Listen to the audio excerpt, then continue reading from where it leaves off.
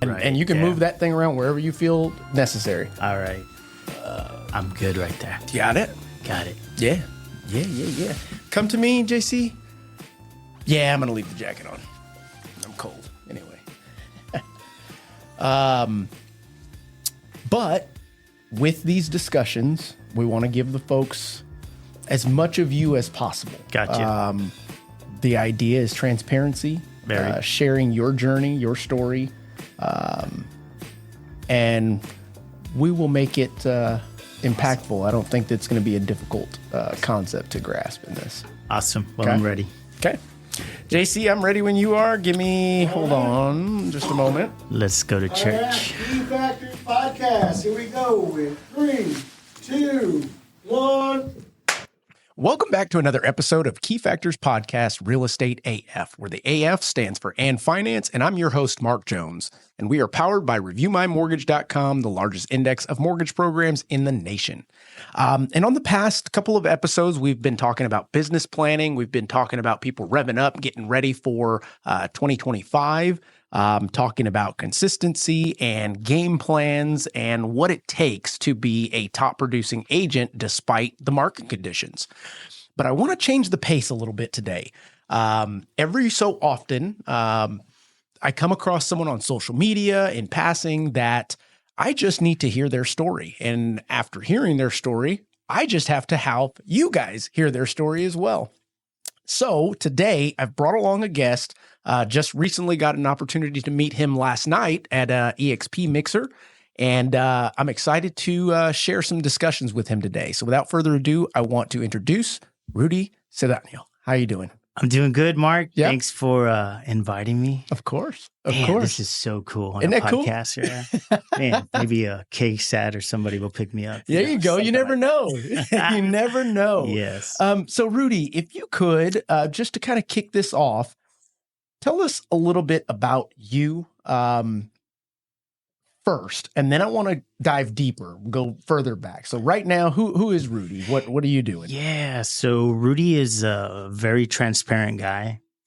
It was crazy, right? Because where I come from and where I'm at now, man, I wouldn't trade it for the world. You know what I'm saying? So first of all, I'm a father. Man, that's the biggest thing. And the second thing is, I'm a real estate agent that is a hustler, and that's key, because I provide for my children. Yeah. But I'm very open. I'm an open book, very transparent, because I had a journey, and I think we all have a journey, right? And that's great that I get to share it, right? I mean, there's a lot of people that know about it, but now I get to share it with more people. Absolutely. Yeah. Absolutely. So in real estate, how many years you been doing real estate? Yeah. So it's going on my 13th year already. Okay. It's been fun. And not a single gray hair on this guy. Man. Not a one. I'm going to be 50. Love it. And tatted. Oh my God. That's right. Yeah. 50 tatted and self-employed, making your own way. Yes, definitely. So let's get into your journey, how you became a real estate agent prior to that. Where'd you grow up? Where are you from? Yeah. So originally, I grew up in California. Okay. And then at the age of 12, my mom picked us up and we kind of came down to the valley. And man, that's where the hard work came. So my grandpa was the one and he put so much in us, which is crazy. So if I get emotional, hey, it's all good, right? Hey, man, I'll be right there with you. You know, so my grandpa. Matter of fact, I haven't had my testosterone shot not until tomorrow, so God. we're good. We're good. So my grandpa, we lived on a ranch, which was crazy, right? So our summers, we didn't have summers. We worked out in the fields. Man, I did picking. Man, there was all kinds of stuff. It's crazy, right? So at 13, I was working in the watermelon field. Okay. So at 13, I was buff, man, like super buff. It was crazy, right? That hustle muscle. Yeah, definitely. But man, the thing is that I'm so humble from where I grew up at. And, my grandpa put a lot of work in us, and that's where the work ethic is. And the thing is, the the craziness because I can never stay still. Like I always got to go, and Right. try to figure out what's the next thing. What's the next thing? You know what I'm saying? And then my daughter's like, Dad, like you got to chill. Like we're watching a movie. I'm like, yeah, it's cool. You know what I'm saying? So yeah, definitely. No, I definitely relate to that. I think nowadays they call it ADD, ADHD. Back then they just called us problem child, you know. Yep. Little did we know, or little did they know, we'd Yep. grow up and rule the world. Yep, definitely. But yeah, let's dive a little deeper. So once you made the transition over, you learned plenty from your grandfather, and you grew up. And how did you make it to San Antonio? Yeah. So, man, it was crazy. So I was 21 years old. Okay. And got kind of sidetracked, you know, and I decided I was going to move to San Antonio, and I got here and it was worse. Man, I fell into some deep stuff, right? Yeah. And when you say deep stuff, just because we are being transparent, Yeah. And I've told my story here before in regards to the extracurricular things that I was doing that essentially at a certain point I had to go, this shit is going to have me winding up dead in jail or worse. And it cognitively is something that you have to make a decision to get away from, actively get away from. But go ahead. yeah, so I came to San Antonio, and then I started running with the wrong crowd, and I got, you know, on some stuff, and you know, by the grace of God, it was done. You know what I'm saying? Like, God got a hold of me, shook me, and man, it's a whole different animal. You know what I'm saying? And I look back because I talked to my oldest now, and she's like, Dad, you know, and I'm like, yeah, like there was one time I was driving around San Antonio, and it took me 8 hours to get home, and I didn't know where I was. You know what I'm saying? And so I look back, and I'm just like, man. And then the crazy part, like, I'll just tell you all in a nutshell. Somebody said, oh, well, let's go to church. I'll go, but don't expect anything. Yeah. Well, then all of a sudden, I'm in church. I'm sitting on a board. I'm a this, I'm a that. And then anyway, so here I am now, right? That's it's right. all good. That's right. Yeah. Well, I mean, that in itself is something to hone in on, because I'm going to take a leap of faith in saying that most folks that have become successful at their craft, whatever it may be, at some point in time, had a reckoning, had something happen to them that they had to make that decision to change paths, change courses. But it also speaks to the person in itself that you push the boundaries. You go that extra mile. You, hey, don't look behind that curtain. I'm going to take a peek. Why? I don't know. I don't know why we do what we do, but we end up learning and growing a little bit faster, more than most, simply because we are, I don't want to say unafraid. It's like this restrictor has been taken off. Yep. The governor, like when you take the governor off of a go-kart and it goes faster. Well, that's kind of how we roll, if that makes sense. Yeah. So it's, you know, let's talk about what things happen, right? So, yeah. So now. Yeah. So now comes the good stuff, right? So I got my life together. Not perfectly, right? But I found a passion, and I became a lumber salesman, and it was crazy. Like I was selling like lumber packages, big ones for big houses. And when the recession came, like it came so quick. And long story short, the company I was at, a bunch of guys jumped, and I was the last guy on the totem pole, and I jumped. Well, when I jumped, heavens would I know that I would get into a non-compete and got sued. Lawsuit. Full-blown lawsuit. Wow. And I get a call from an officer and says, hey, I got to give you this. He's like, it's kind of weird. Cease and desist. It's just weird. I've never done this. And I was like, okay. So I get it. I go to the company and it's like, hey, just let me go. Don't worry about it. I don't want no issues. They're like, no, don't worry about it. Okay. Another time. Again, I go back. They're like, no, don't worry about it. Long story short, I find myself in court one day, 8 hours. I'm on the stand. I get through the ringer. And it's crazy because through that process to get there, I'll never forget, like just walking out of my mailbox and just tons of letters of discovery and blah, blah, blah, this and that. And then Now, mind you, this is civil court, not criminal case law, right? So essentially, they're not going after you to put you behind bars. They're going after you because they're trying to take you for all you're worth. Yep, exactly. Go for it. And it got to the point, like, you've ever heard where people say, like, oh, they're getting sued and they get sick. And, well, that was the guy, right? And it got to the point where I was just, like, miserable. I gave up. And long story short, we get to court, we go through the process. The judge is like, what are you doing to this guy? Like, he's just a sales guy. Dismiss, pay him a little bit of money. It was done. And the attorney said, like, hey, they may come back again. Well, lo and behold, weeks later, federal. Oh, wow. I was like, wow. But not me. It was me and some other people, right? Sure. So luckily, the judge over that one, before even getting to go, he sees it. He's like, guys, you already took him to this. And the state said, no, like, it's not happening here, right? Right. So it was a 2-year process. Ugh. And I want to hone in on something that you just mentioned, which is the idea of going through that level of stress within your world that you are not used to whatsoever. It is a game changer. Why? We're not attorneys. We don't know any of that jargon and stuff.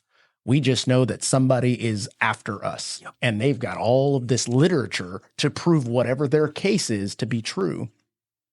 And you mentioned that brings upon this health, sickness, this drain on your well-being.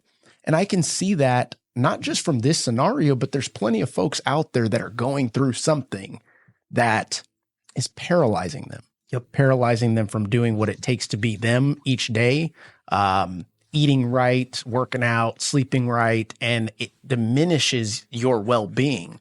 And at a certain point, that person is either going to slip further into this abyss or they're going to change their course. Was there anybody in your life that helped change that course? Because, I mean, at that point, when you're going through this 2-year period, it's like, woo, the blows have finally stopped. Bang, you get hit with something else. Yeah, it was, the crazy part while going through this whole process, right? Like, I was defeated. I was already like depressed, and I would actually park my vehicle on the side of the street. And there was a reason why I did that, so that the repo guy could just come and pick it up easy. You had already had this idea of that. Yeah, because it just kind of like, I didn't know what to do anymore. And I would wake up every morning and I would open the curtain just to see if the vehicle was there, because I had everything racking up, right? And when this finished, it was crazy. It was like it was done, right? Big old weight. Yeah.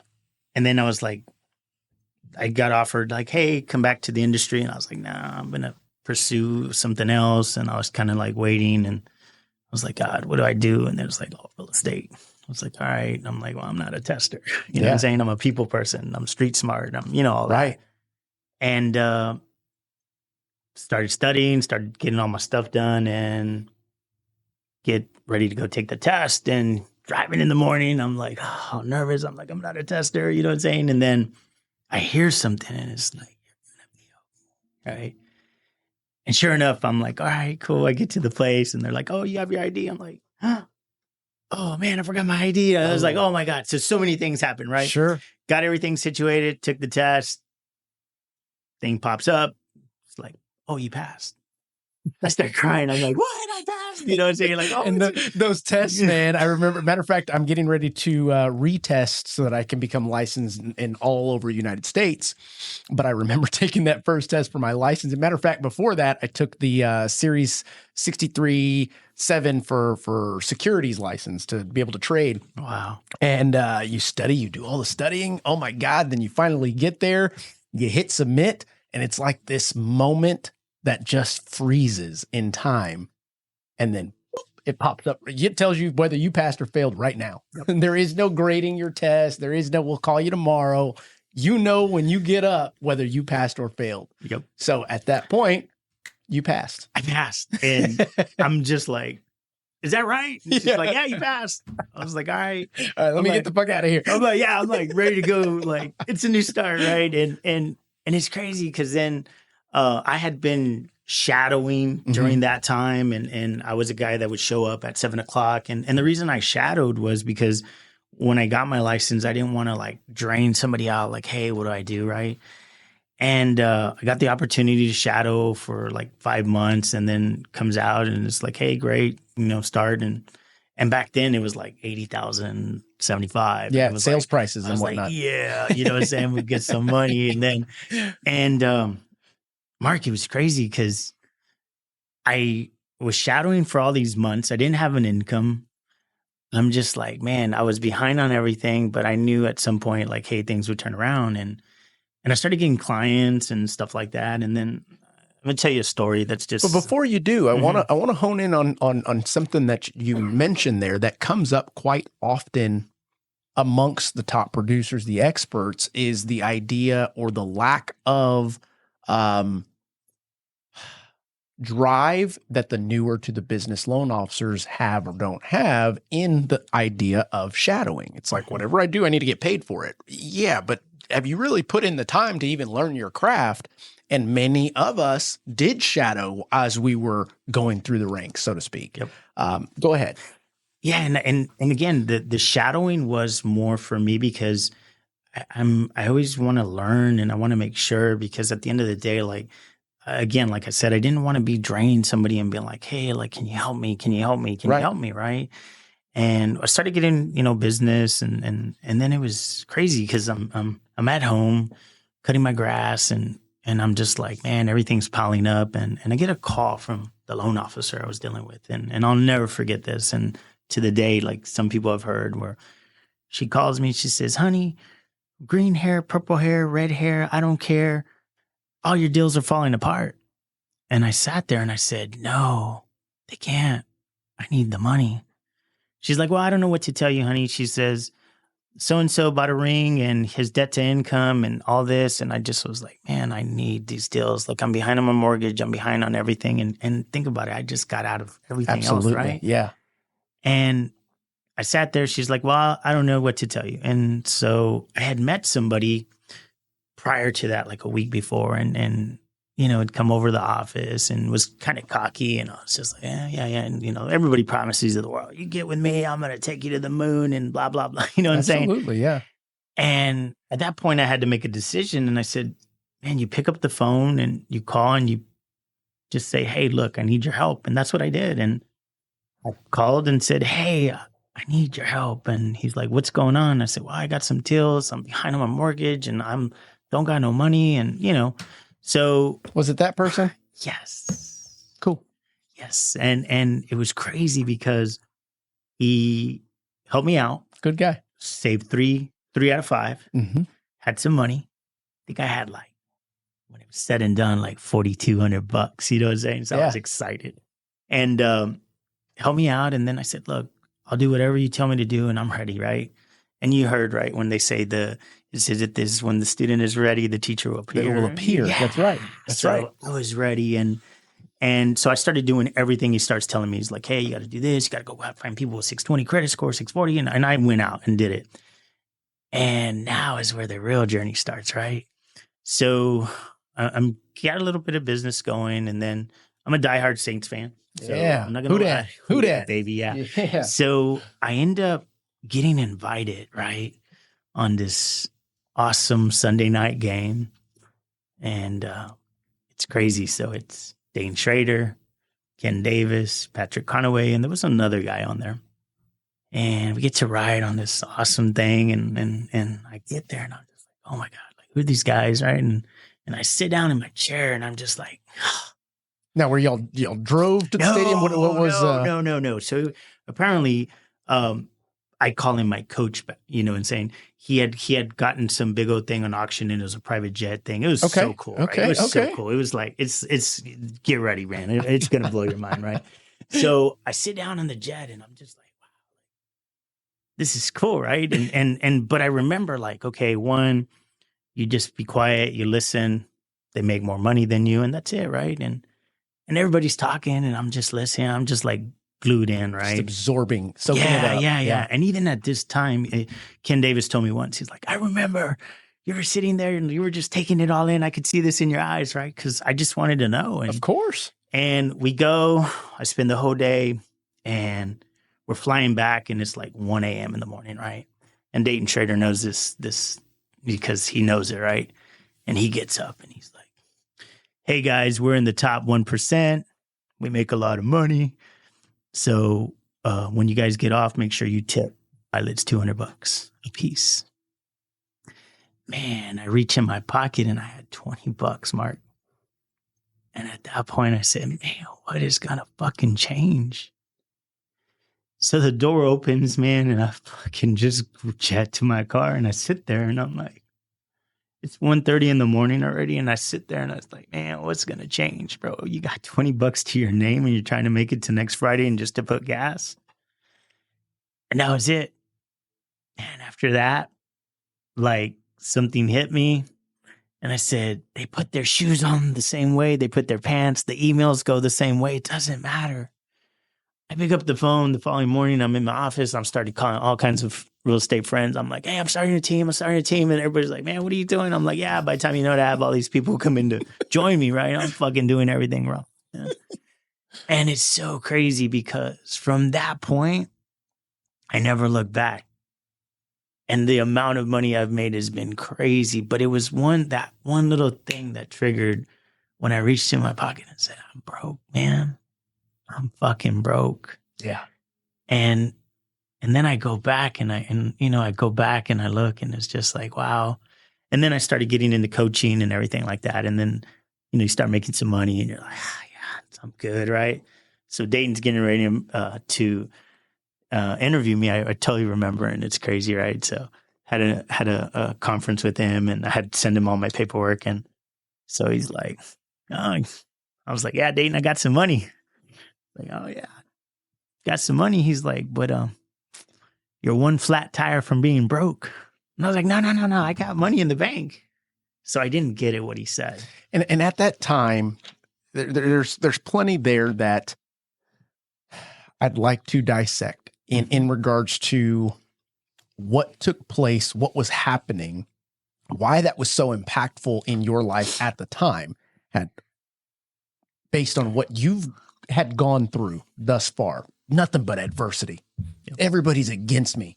And I'm sure that was the mindset, because it's like, Jesus Christ, at what point in time are the blows going to stop? Yep.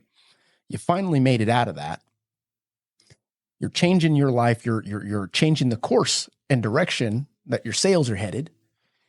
You get in the room with the folks that was the goal all along. Getting into this business, in any business, entrepreneur mindset, I would like to get into the doors and the rooms that I never thought I could. Yep. And you are soaking up, and instead of being on the plane and acting like you're somebody else or pretending to be at work in this facade, the idea of fake it till you make it. With you, you're soaking it up like a sponge. You're taking everything that they have to give. And for the folks out there listening, this is way more common than you think. Top producers, successful business owners, entrepreneurs, more times than not, they're going to share their story. They're going to share their trade, their craft, how they do it, etc. It gives them just as much gratification as it should you hearing it, soaking it up. With your situation, it hit you like a ton of bricks, guaranteed. It was like this moment where you were like, shit, they're going to out me. I'm about to be discovered for what I am, or at the time, what you believed you were. Yep. And that, I would imagine, was probably, I'm not worthy. That being said, you fast forward, you start doing the things that it takes to become a top producer before you even knew that this is the right way to go about it. No, damn all that. They're doing these things. I'm going to do these things. Yep. And fast forward, I would imagine that you've got a pretty extreme gratification, not only for that moment, that story, what you went through, but for the people that didn't judge you for what you had in your pocket at the time. Yep. They saw the potential. They saw the hunger. They saw this man that was sponge worthy. Yep. And they said, okay, that does not change how we view you in regards as the whole. And I think that that's powerful in many eyes, because most are scared to even put themselves in the situation like that. Yep. Many would have said, I'd love to go on that with you guys, but they'll make something up. Why? Because they don't want to be discovered. Yep. For you, I think maybe you were even too naive to think about that concept. It was just like, I'm fucking flying by the seat of my pants. Let's go. Yeah. And it's, it's crazy because that day changed my life. And it's crazy because you post it on Facebook and it pops up as a memory and you look back and you're like, wow, it's like, but I remember just sitting there and just absorbing it and taking it in. And then when reality hit you, it's like, hey, you're broke. Like, you're literally broke. And then sitting in my car at 1:30 in the morning and just be like, well, it's going to change. And now it's like, it's so cool because like I'm consistent. Everything I do, it's like my business is 98% referrals. Like that's it, and the key of everything from that whole experience was me not letting it go to waste, right? Absolutely. Because here's what happens, Absolutely. right? Here's what happens. And let's be very open, right? People go to church and they get all fired up and they come out and then Monday comes and life hits them and they're like, oh, you know what I'm saying? Absolutely. They go to the conference and come back and they're all excited. Nah, man. That's right. That right there was like, boom. And here I am 8 years later and never looked back, right? Right. And that's the crazy part because the craft, like basketball players, football players, everybody works on their craft. Mm-hmm. But as self-employed people, we don't want to work on our craft and we have to. You're exactly correct. Like, hey, you're the best pen salesman. Like, sell me this fucking pen. Mm-hmm. Yeah, check it out. It's white. It's got this, it's that, right? But people don't want to do that. Right. Right. They get so nervous. Like, hey, you're a product. You got to work on it. Right. That's so right. I'm consistently working on myself. Like, hey, like I want to be the best. Like, I want to be the best. Like when you talk to me, like you can fucking feel my energy come 100%. through and be like, oh man, like I want to do business with this guy. Right. Like, hey, like, what do you're a first time buyer. Cool, man. Let me ask you, did you serve in the military? Yes. Oh man, thanks for your service. Like, hey, so VA and you got to know your craft, right? Like, hey, FHA, wow, 3.5%, conventional, hey, up to 520, all that stuff. You got to work on your craft. Yeah. You got to shake hands, kiss babies. You got to do all that. And that's the piece right there that I want to dive into a little bit. I just had a meeting with my loan officers. We went over our 25 business plan. And prior to that, I was listening to a podcast, Patrick Bet-David, PBD podcast, and he mentioned something that stuck. Now, this is not something that is profound unless you make it profound, meaning take it and actually apply it. And he said, you are one relationship away from your life changing. And it's like, well, what do you mean? You were one relationship away from your life changing. And had you not had that experience and reached in your pocket and went, oh shit, I don't have that. And all of the things, it probably wouldn't have led to the same outcome, but you put yourself in the position to experience that, good, bad, or ugly. Yep. Then taking that experience and using it as the fuel that fucking made this engine go. Yep. That happened from one instance. And I'm sure there has been plenty of other instances where that one next relationship changed your life as well. For the folks out there listening, the idea behind having opportunities to have that next relationship change your life, you've got to put yourself in the position for that to happen. And what you're talking about is the consistency of doing these needle moving activities, the idea of working on your craft and studying your craft so that when that opportunity comes about, you can actually rise to the occasion, show that you are the expert, guide, and with a clear, conscious mind, body, and soul, advise these folks to the point that they go, damn, that's our guy moving forward. You hit something, right? So craft, relationships. This is where people don't understand, right? Relationships are key, right? So when you're running that 98% referral, it's insane, right? And I'll tell you something, because I was selling a commercial building off of Hildebrand, I remember. And this guy called me and says, hey, I want to see it and all that, right?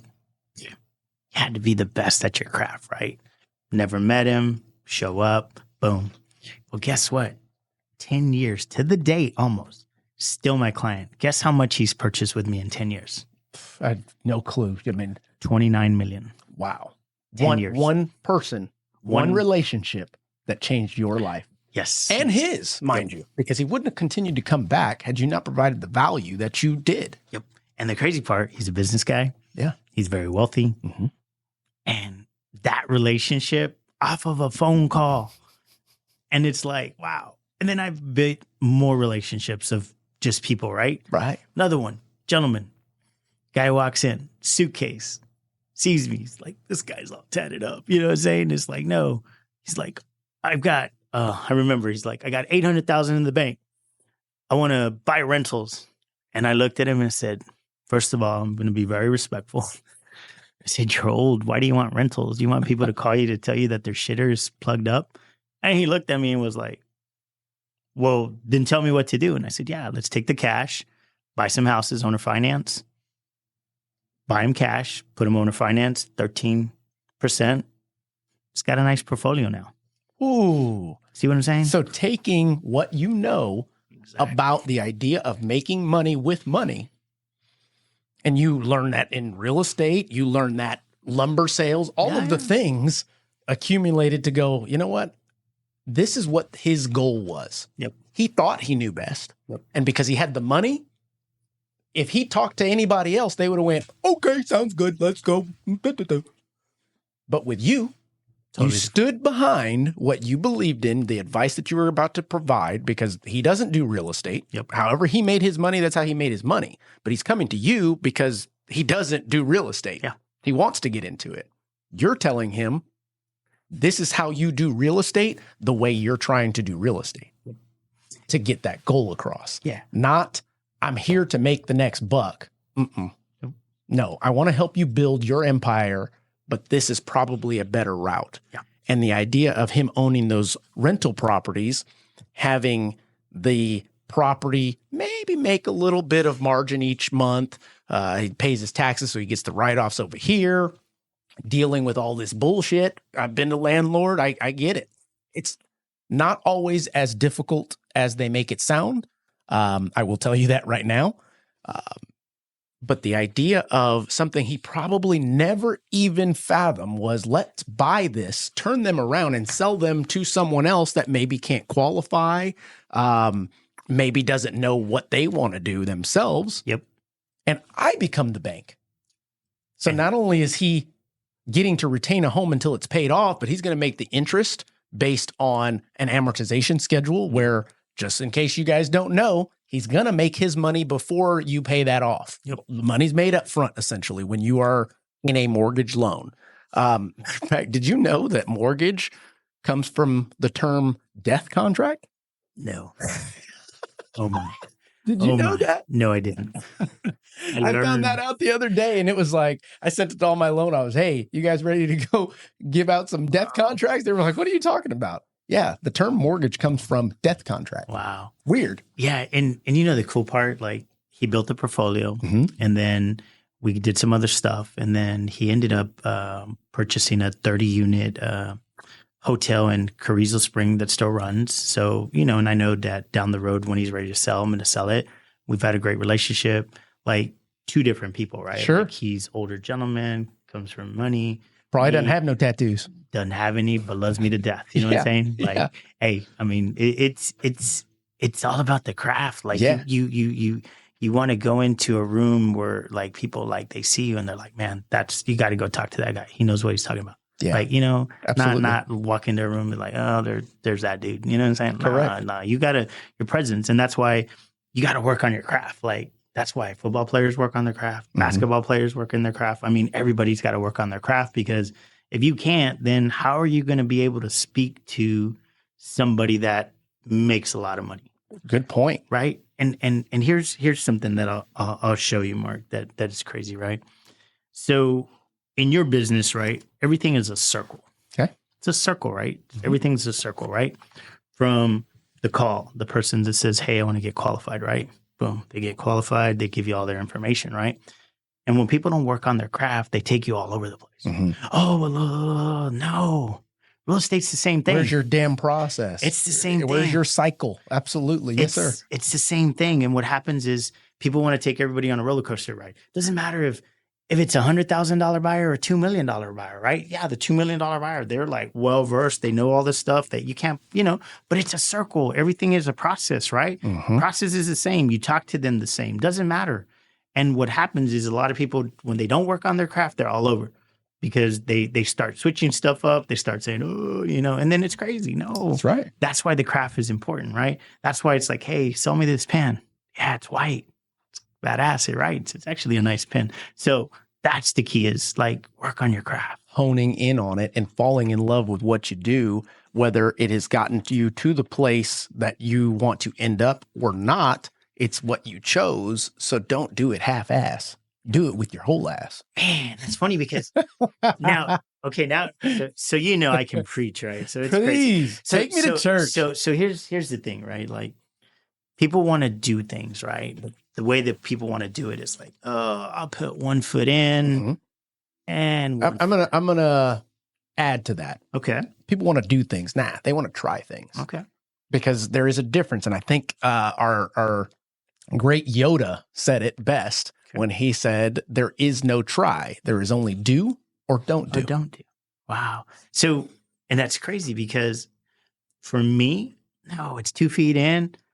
I run a business, not a hobby. Boom. That's Yes, it. sir. Yeah. Like, I run a business. Yes, like, sir. I'm a business guy. My hobby is tacos, baby. I just thought of another quote. Jay-Z said, "I'm a businessman, so let me handle my business, man." Yeah, that's it, right? So think about it. A business pays you, a hobby doesn't. No. So why are you going to do 1 foot in and 1 foot out? That's right. Because you got to spend money to make money. And some people don't want to do that. Some people aren't willing to do that. Yeah, you are correct. Yeah. Even when they know that I've been told by this person, that person, I've seen this person, I'm not willing to do that. Yeah. Why? Fear? Maybe. I don't know. Do you not believe in yourself enough that, hey, at the end of the day, even if you fail, did you learn something? I've talked about this maybe a couple times, but the idea of flipping properties comes about, and my wife and I had always used our primary residence as kind of like the flip concept. We live in it for 3 years. We'd move to the next one. We'd hold on to it, rent this one out. We'd buy the next one that needed plenty of work. We'd go in and rehab it completely, live in it for 2 to 3 years, hold on to it, and move on. That's how we built our portfolio at a certain point in time. Then fast forward, and we got the opportunity to start flipping some houses. We had some money tucked away, and it was like, you know what? Let's take a crack at it. And people would say, well, what happens if you fail? I mean, I've heard of people losing their ass on that. Oh, yeah. And for me, the philosophy behind that is, look, I went to college, didn't graduate, but I went to college. I paid, I don't have any more student loans left, nothing like that. But I paid a pretty good penny to go to college and be a part of that, what was preached to me: go to college, go to school, get grades, et cetera, et cetera.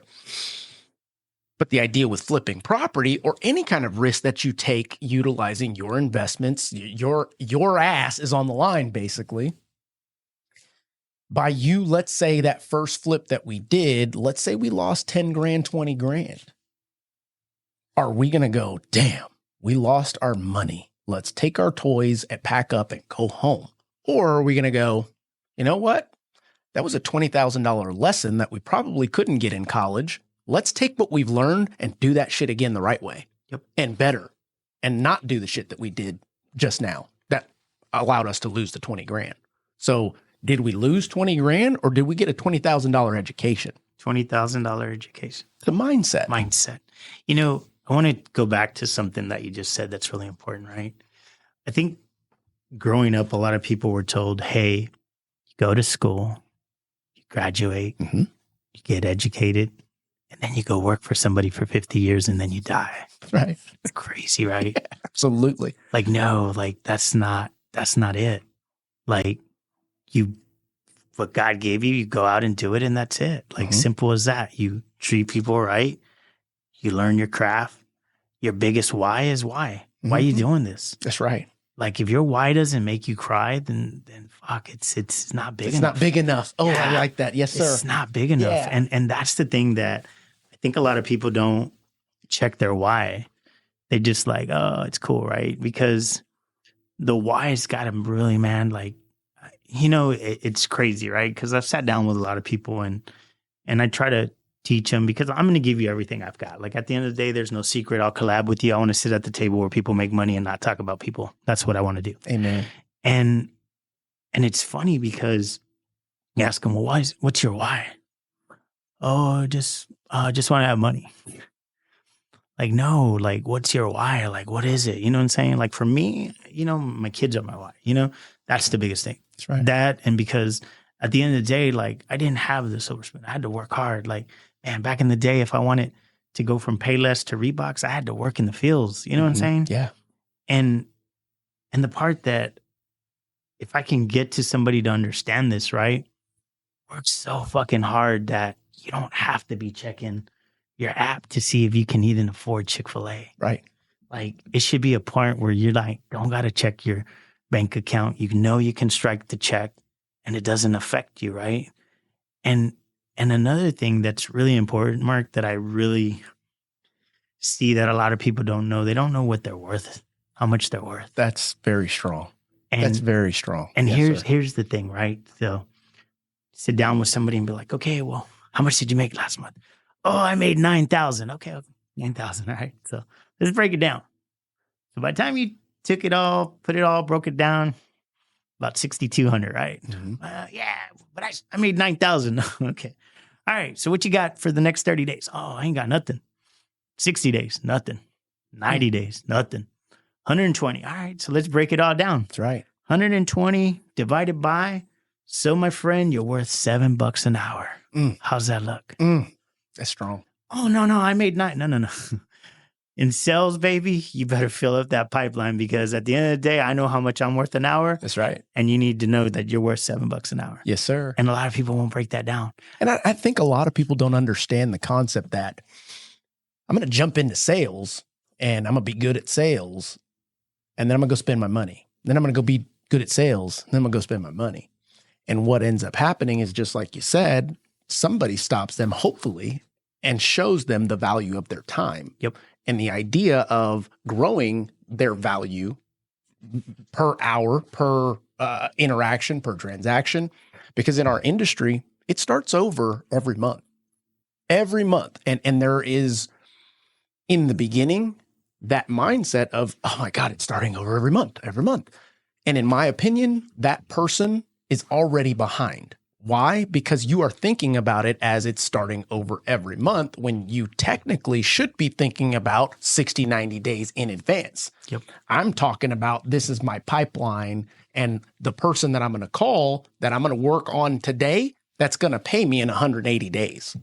They don't think about it. It's always scrounging for the next deal. And I think that has a lot of impact, especially in today's market, the most recent market that we're in right now. Oh, yeah. Everybody is on the real estate and lending side back to paycheck. And it's like we're the ones preaching the other way. But yet it's crept back up on a lot of folks because they didn't keep the right mindset that allowed them to do those consistent things on a regular basis that got them to where they were making consistent money. They didn't need to check their app to see if they could afford this. Matter of fact, they were starting to invest in things. Yep.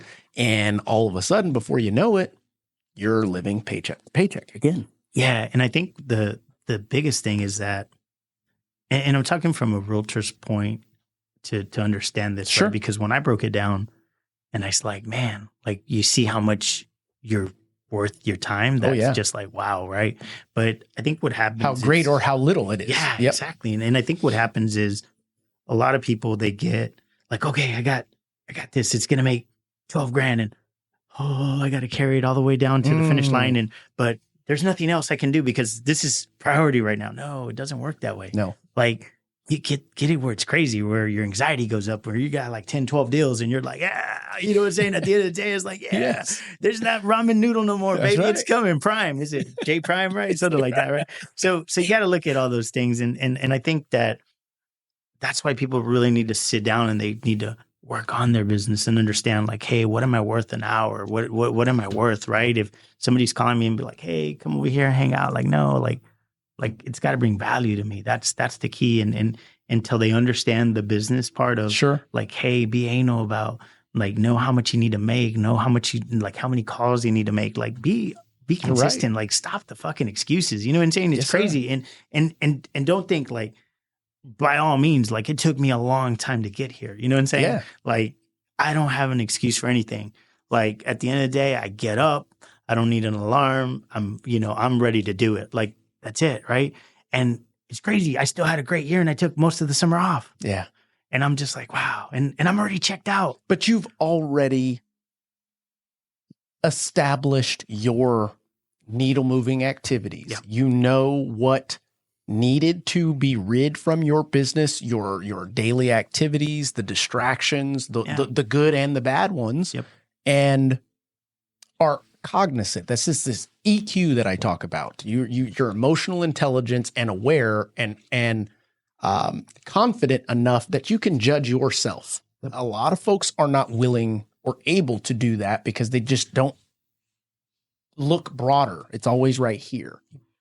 When you start doing this, you're able to absorb over here, put things into perspective, be able to go, okay, bird's eye view. If I continue to do that, it's going to take away from this, which this is necessary to continue to keep the wheel spinning. That why that I have, whatever it may be, that stops because I'm now distracted with this, that, and the third. And I think that a lot of realtors, loan officers, we get caught up in the benefits that we yield, and forget about what it takes to get there or what it took us to get there. Yeah. And the key on this is like, man, I still have so much to learn, right? Because there's a lot of people in this industry that I respect, I look up to, and like, I want to hear them talk, and then I'll be like, okay, I like this, I'll put this. And then, but a lot of people don't want to do that, man. It's, sometimes you got to step back, right? Like you really got to step back in life and you got to look at stuff that drives you, right? Like I was just talking to somebody the other day, like, and I said, hey, look, do you like every night tossing and turning and like stressed out and not knowing? Like, no, like stop the excuses already. Like get up, like make a change, right? Because we're getting ready to go into a new year, right? And what happens? Oh, new me, and then you know what I'm saying. And we know that the gym resolution that lasts about 2 months, maybe if you're lucky. Yeah, and then people get kicked in the teeth, and they're like, oh, the sky's falling. No, like at the end of the day, it's like, no, you got to work on yourself daily, right? And that's the crazy part. Like people don't want to do that. They're just like. There's like, oh, the excuses, like the sky's falling. Man, we all got stuff going on. You know what I'm saying?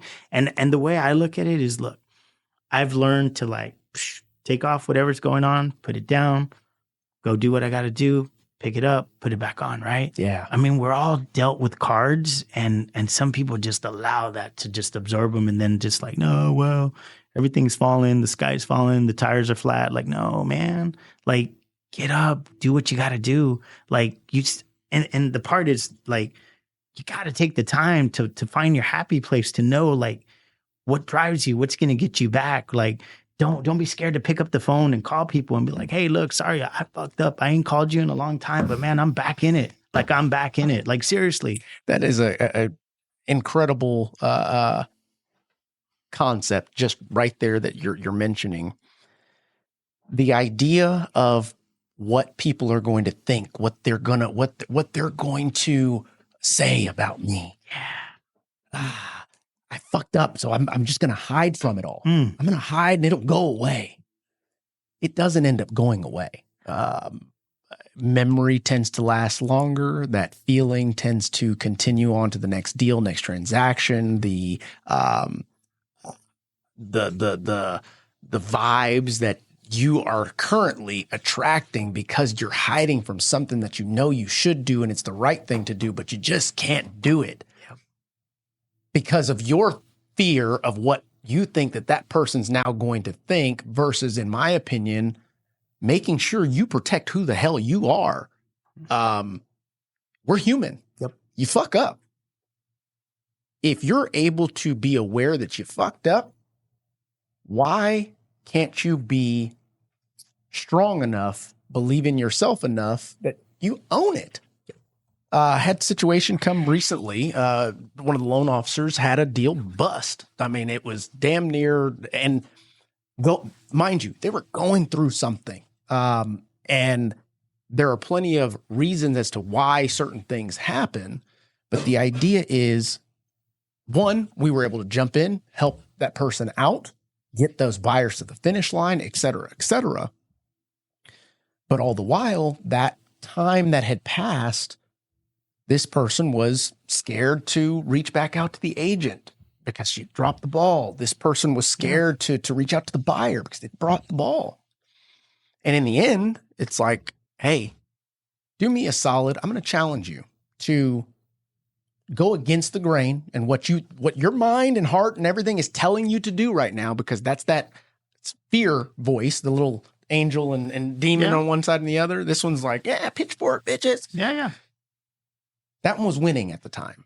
But the idea behind, if you rip that Band-Aid off, despite how they react, because I guarantee you, real estate is a small world. You're going to run into this person again, guaranteed. Yep. That next time you run into them, I promise you, it will not be an awkward moment. Why? Because you did what everybody else is unwilling to do. Exactly. Straight up. Yep. Hard thing. Exactly. And that's where we get to this thing that says, what will people say about you, right? Mm-hmm. And let's take all the other stuff out. Let's take out real estate. Let's take out all of that, right? Yeah. At the end of the day, I want people to know that the day I leave this earth, man, that my kids, where somebody can be like, man, your dad was an awesome dude. Like, that's it. Like, hey, your dad, he like literally helped me. That's it. Like, I don't ever, and I tell clients this, they freak out. I tell clients this. I say, look, you're gonna buy a house once, but you're probably gonna buy 5 or 6 with me. Mm-hmm. And they look at me like, you're crazy. I'm like, no, it's gonna happen. Like, I have the Sanchez family, they're on number 9. And I met them in a 340 square foot trailer. You know what I'm saying? Absolutely. And the thing is that I helped them. I developed the plan. We came up and then boom, boom. And even the last transaction happened like 6 months ago. And she says, Rudy, I'm not going to call you anymore. I'm not buying. I'm like, yeah, you are. You'll call me next year. So, but that's the thing is like, what are people going to say about you? Yeah. So I tell my clients this, I'm going to do you right all the time, because I never, ever want to be at a place sitting down, having dinner with my kids, and you come up to me and say, hey, you screwed me. Mm-hmm. No. I wouldn't be able to walk into a room where like people are like, hey, what's up? Like, that's it. Like, I want people to know that anything, they can say good stuff about me. Yeah. And my clients, they say good stuff about me, because when I get referrals, they're like, oh man, they told me to call you. They said you're the best, right? And it's crazy because let me tell you something.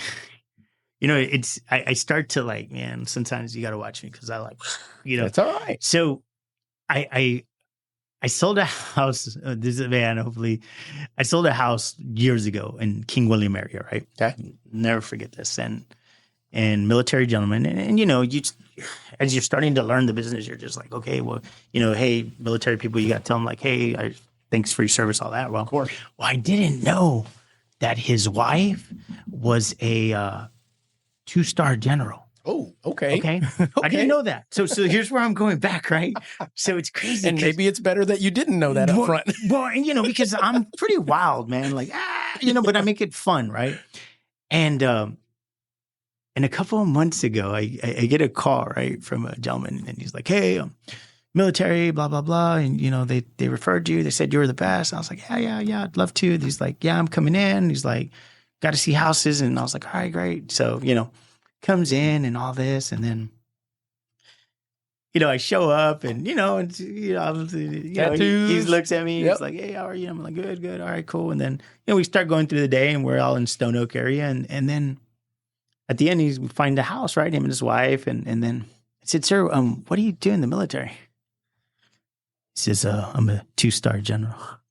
Sir, forgive me if I have acted wrong, and crazy. But it's funny. He's like, no, he's like, so-and-so said you were good. And man, you've streamlined everything perfect. And that's the thing is like, what will people say about you? Like, damn, he's the best. Yeah.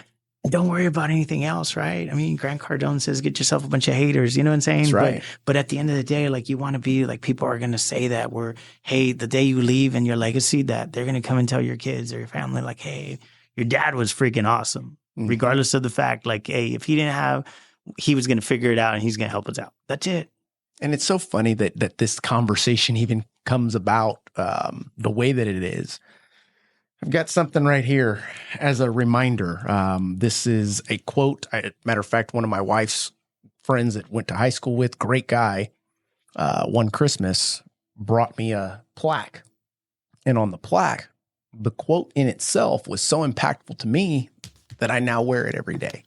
And it says, may you be proud of the work that you do, the person you are, and the difference that you make. And this is me writing that as a reminder to myself, because it is in no one else's control to create my narrative, my legacy, my perception of what people think about. Matter of fact, I don't care what you think about me.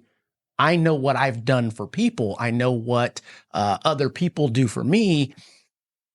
I want to be proud of the things that I've accomplished. I want to be proud of the failures that I've had and overcome.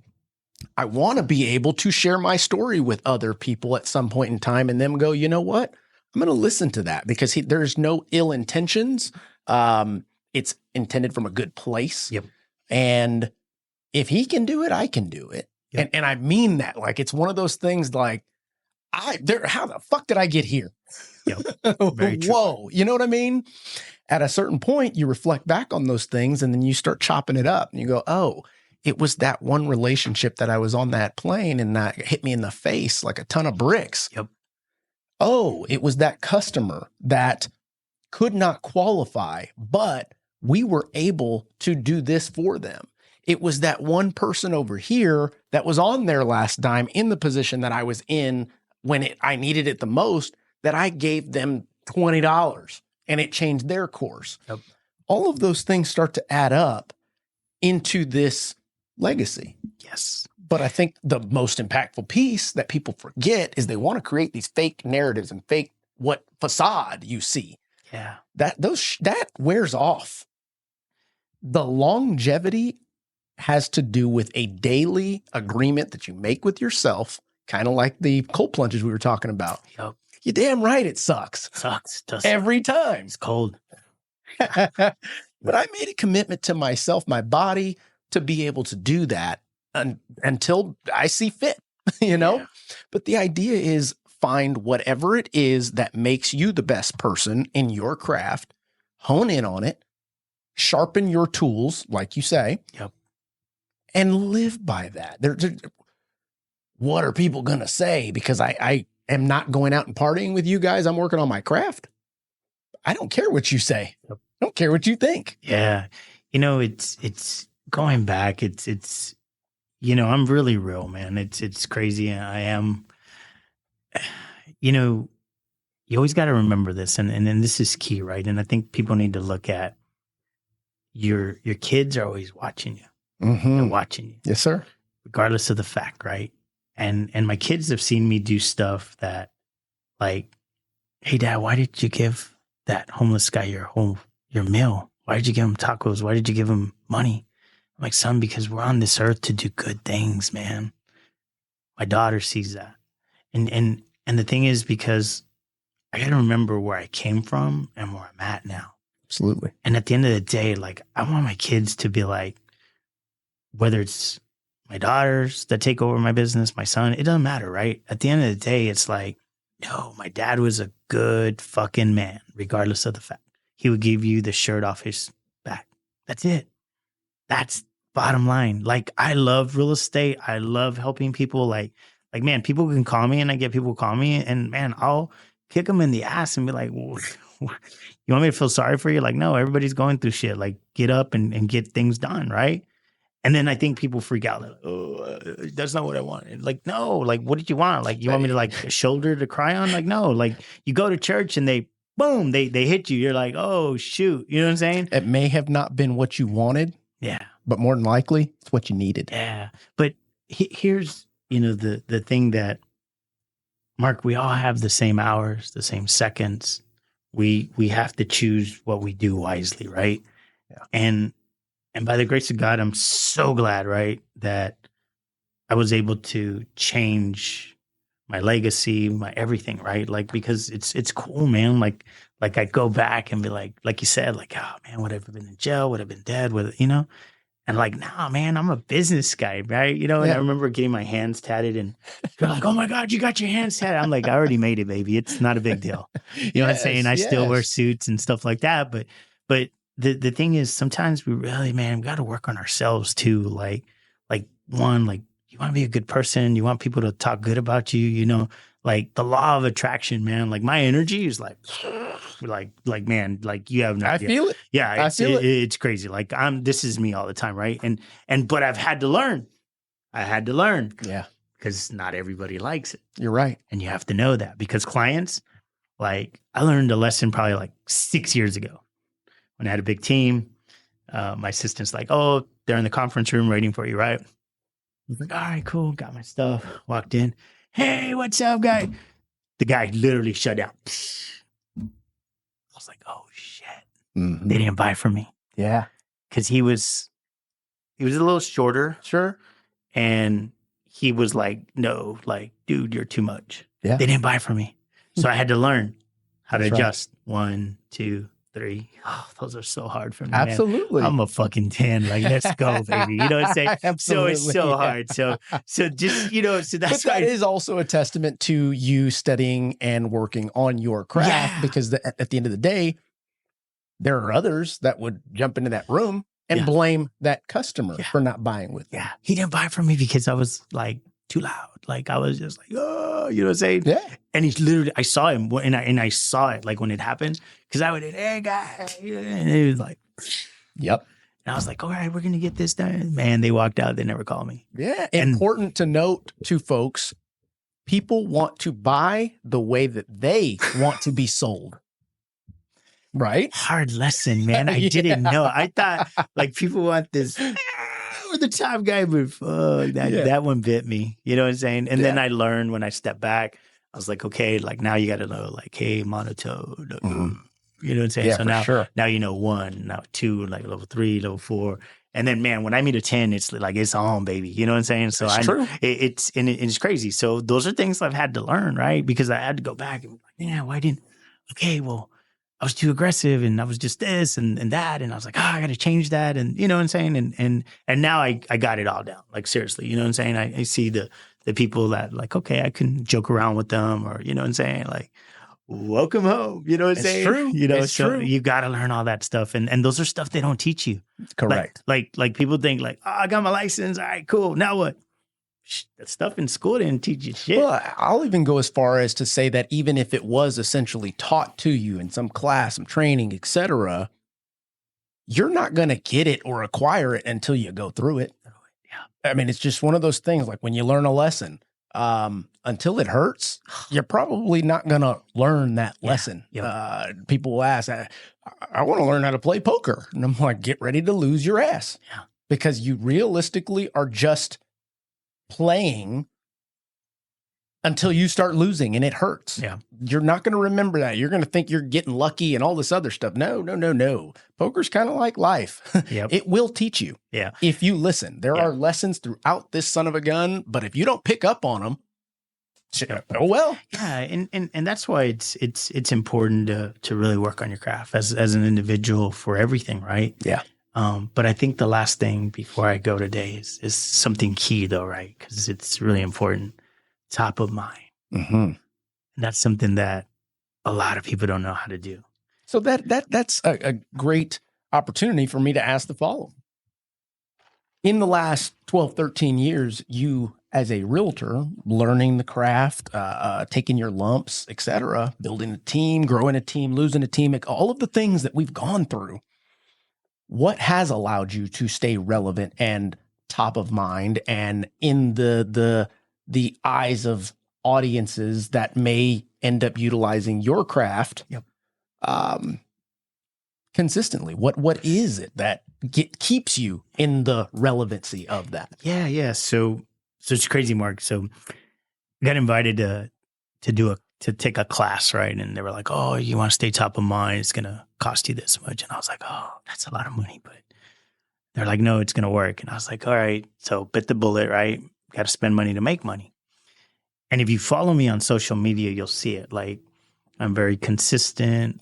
I don't post any craziness. A lot of stuff is funny, personal, real estate, and then it kind of just dabbles on, right? And for those of you that are listening, that is literally why Rudy is sitting in this room today. Yeah. I for days saw the energy, who he was, coming through his social media. And I went, I've got to meet this guy. Yeah. So the biggest thing is I took on tacos, right? So tacos, I took it on as being a top of mind guy, right? So I'd post about tacos, right? And people are like, "Shit, Rudy, you eat tacos every day or what?" And like, no. So it's again, I brought you some tacos today because I wanted to show you like, hey, here's brisket marble. It's good for your heart, baby, and work it out, right? So tacos to me is like top of mind, right? And it's crazy because I have people that will inbox me. They're like, "Hey, I was having lunch with my coworker. We're having tacos. She's gonna buy a house. I told her she needs to call you." I'm like, cool. So you got to pick something that people will gravitate to or talk about. Like this morning, I said, "Good morning, beautiful people," except the people that like corn tortillas with the tacos. You know what I'm saying? Like I use that stuff. But I'm on a diet. Yeah. You're eating a taco. Yeah.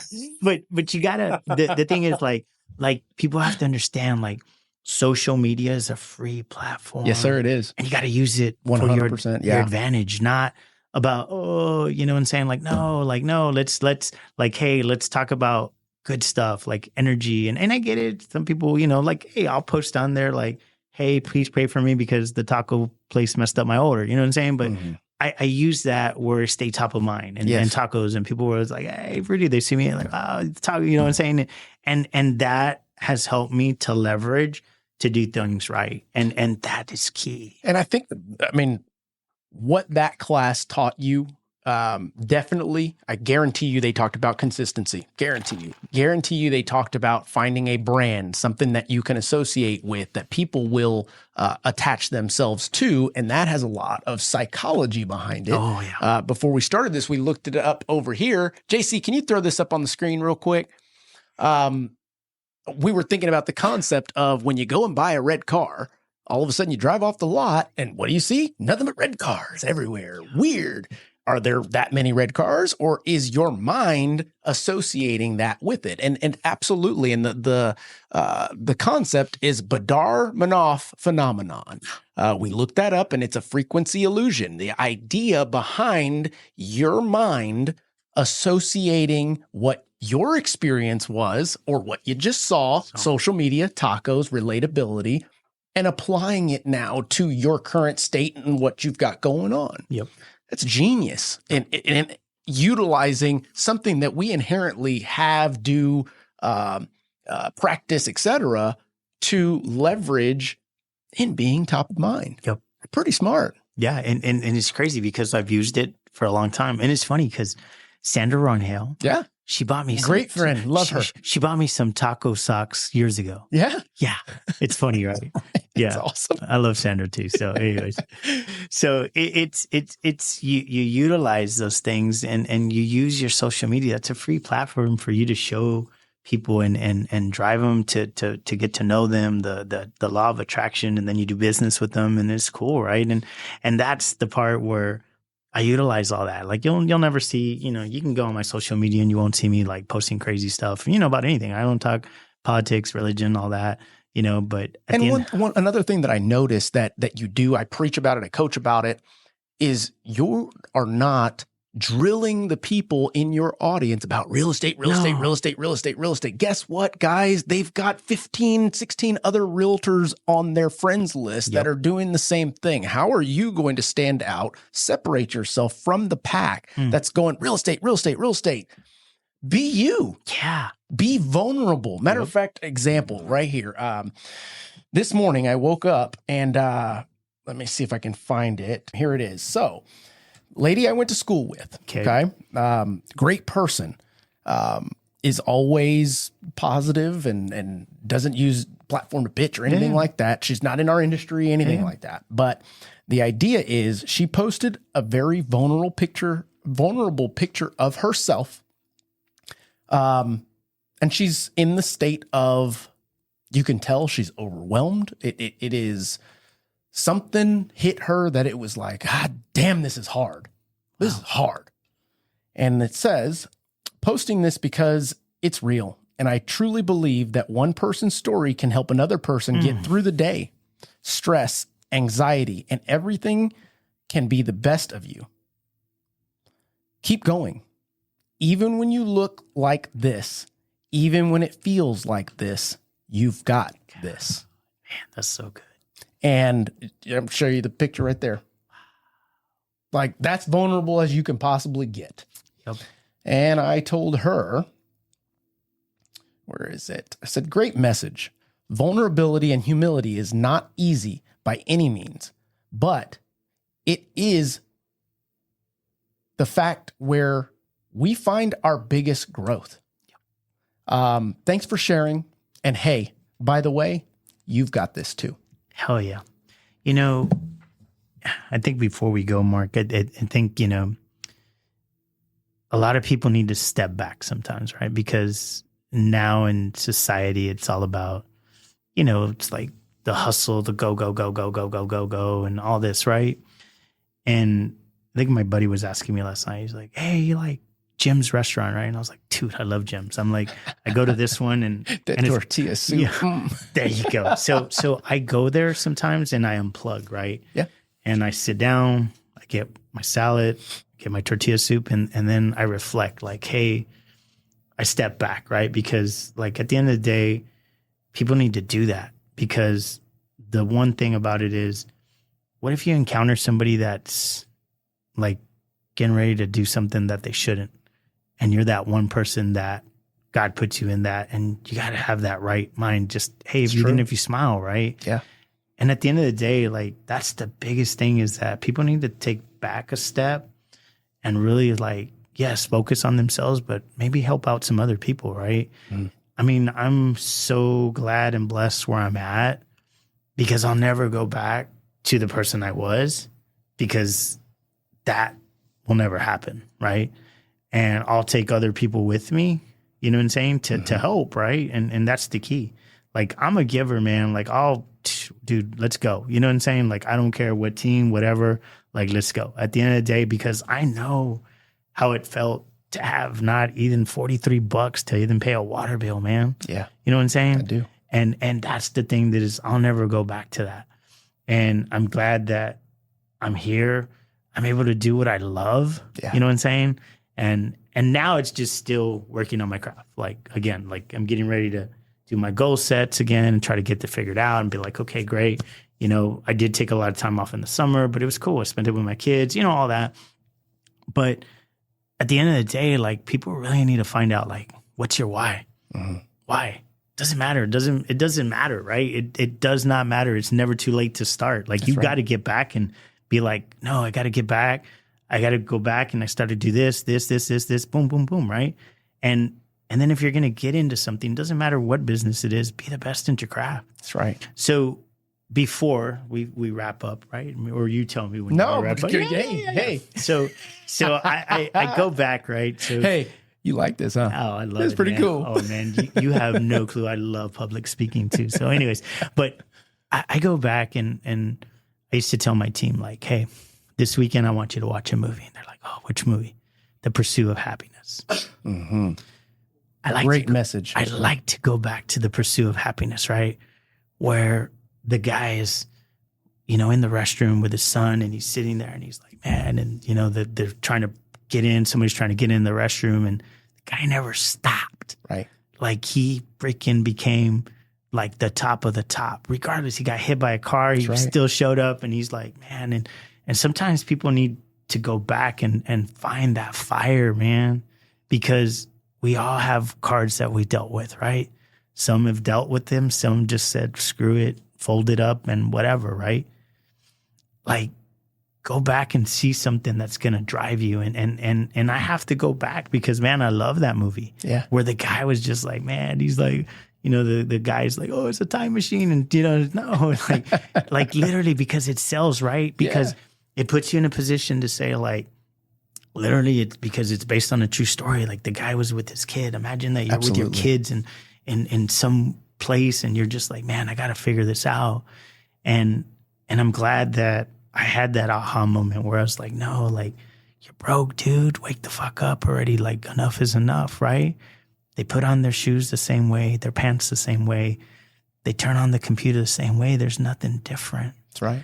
And that's why, like, now I'm just so passionate of helping. And I love real estate, man. And it's cool that my business comes in. Like, I get to work with who I want to when I want to. You know what I'm saying? I mean, I'm not trying to be, but that's very true. Yeah. And it's cool because, like, I love it.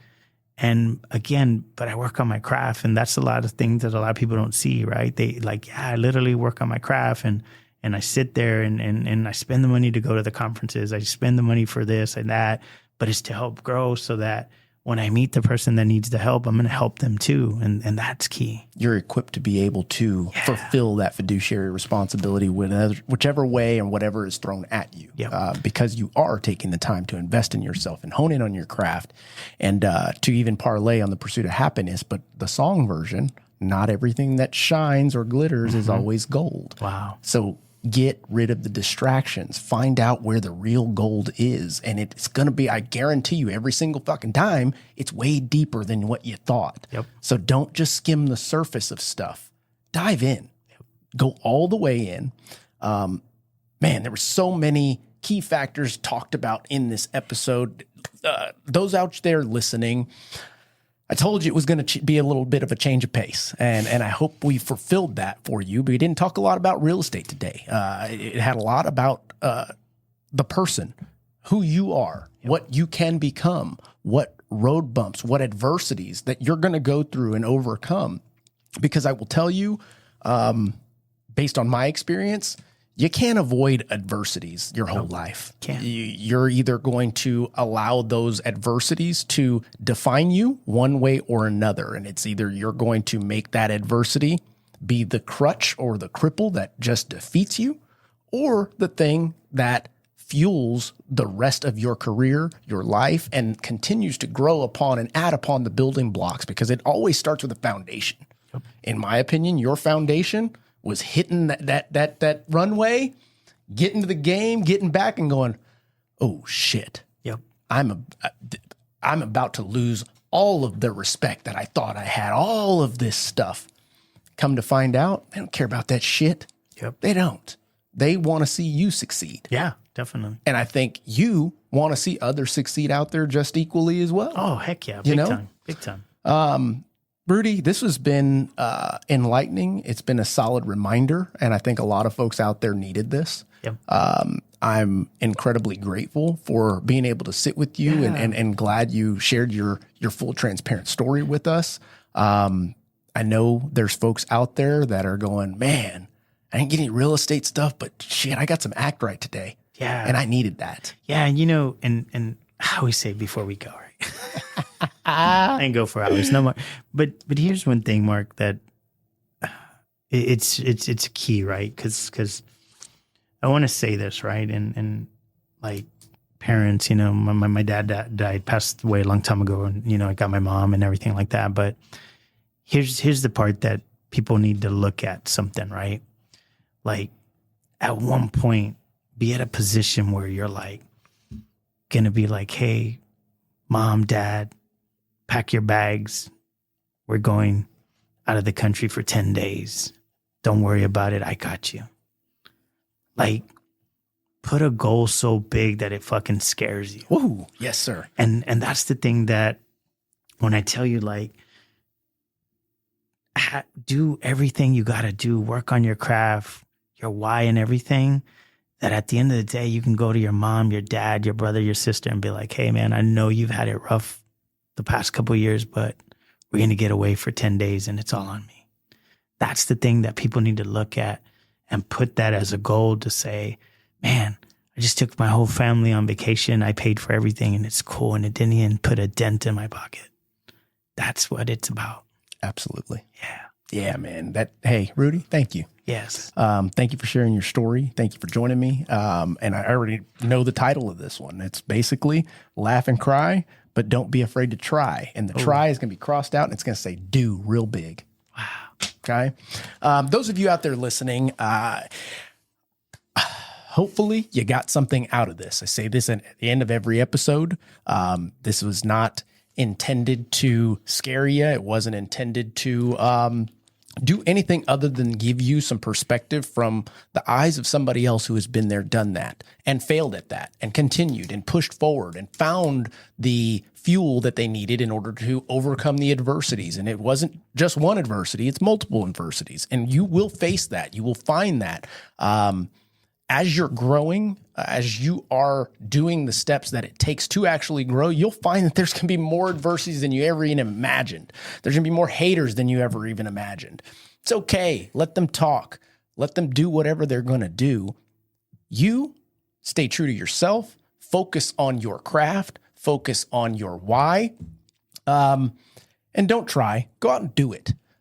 That being said, guys, I promise to continue to provide you guys with more experts, more experiences, more hopefully motivation to help you grow as a person, as a professional, as an entrepreneur, realtor, mortgage lender, etc.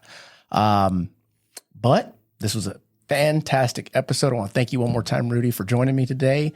Those of you out there listening, if you're getting something from this, please make sure to like, subscribe, share this with a friend.